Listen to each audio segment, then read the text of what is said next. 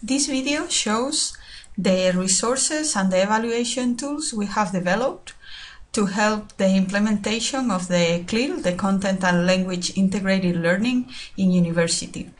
So first of all the materials are available in a blog called clilenlaule.blogspot.com.es, and in this blog the table organizes the tools according to the task, which can be oral and written, or written, the skills we want to work with our materials, which could be oral comprehension or oral expression or both, or written comprehension and written expression and the combinations of them.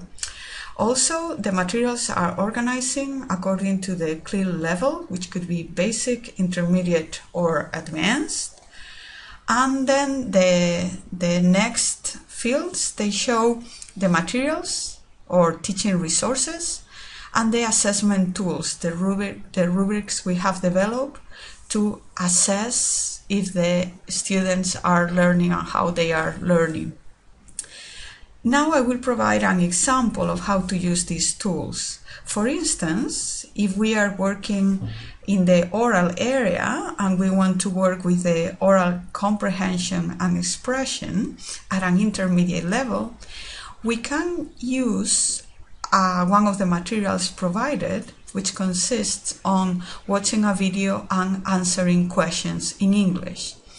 To see the description of these materials, we can click on the link and download the resources. Once the materials are downloaded, we can open the PDF file or the docs file. The PDF file describes the resource, which is meant to work on oral comprehension and oral expressions at the intermediate level. And the tool is described. So this tool consists of watching a video, and after watching this video related to the topic, the students should answer in English a set of questions which will be discussed in the class. The questions should be about concrete topics showed on the video or applications of what we have seen on the video. There are as well some suggestions to customize the tool, and they tell us that the length of the video, the vocabulary and grammar on the video determine the level of difficulty of the exercise. So we should take into account those questions when choosing the video and match it to the desired level of difficulty. We provide here two examples. The first one shows the materials we could give to the students for this activity, with the objectives, the material, which will be the video, and then the tasks, which are a few questions and also some examples they should provide. And the second example shows how after watching the videos and taking notes, the students should answer some questions. So this is an example of materials we can create or we can use with our students to work the oral comprehension and the oral expressions skills. Once the students have done this work, if we want to evaluate it, we can choose between the self-assessment done by the students themselves, and for that we have two tools. One which will assess the oral expression, that's why this tool is called OEA, Oral Expression Assessment, or we can decide to assess the oral comprehension, so we can use this other tool. Both are self-assessment tools, and then we have as well a tool that can be used by the professor. So if we are interested in assessing the oral expression, we click and we download the materials. We open the tool, and this tool consists of a set of questions of statements, and the students, they choose which suits them better. For instance, if they are self-evaluating fluency, the sentence "I was fluent enough" could be answered by "needs improvement," "medium," "good," "very good," or "excellent." And the same with the other items. However, if we want to evaluate the oral comprehension, we can use this other tool, the OCA1, Oral Comprehension Assessment. This tool allows us to assess the level of oral comprehension in 3 different levels: basic, intermediate, and advanced. And we have in this table some guidelines to create our own customized tool.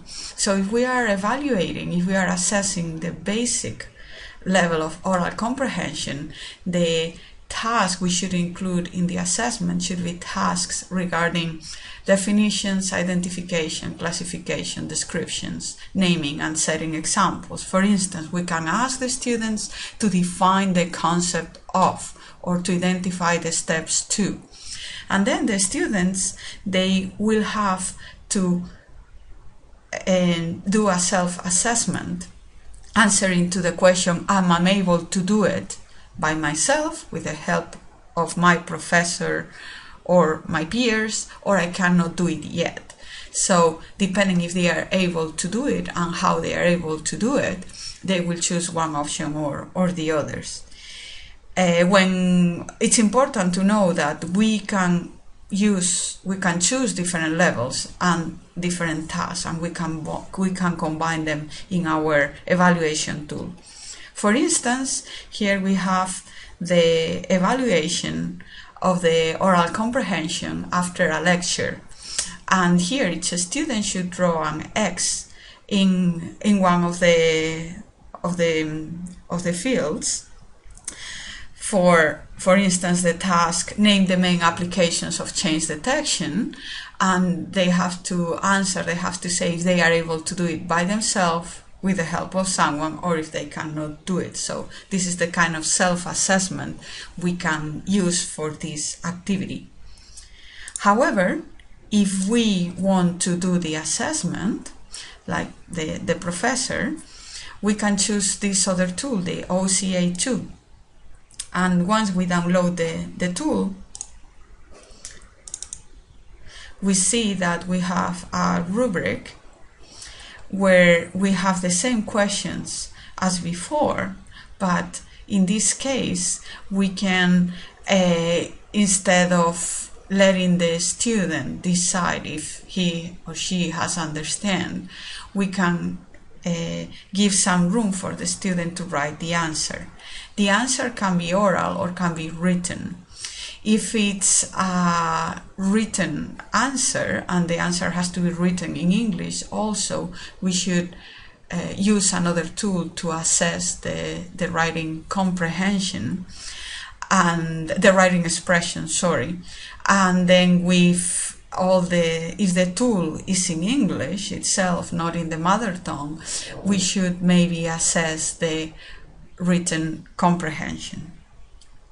So here we have an already customized example where, after watching the video and taking notes, the student should answer the following questions, and we have a set of questions and the answer. So these tools are the ones we have available, and they are available, as we said before, for different levels and for different skills, and they are all under a Creative Commons license. So we will be very happy if you use these tools, and if you want to give us some feedback, please contact us at this email address, and we will be very happy to share our thoughts with you.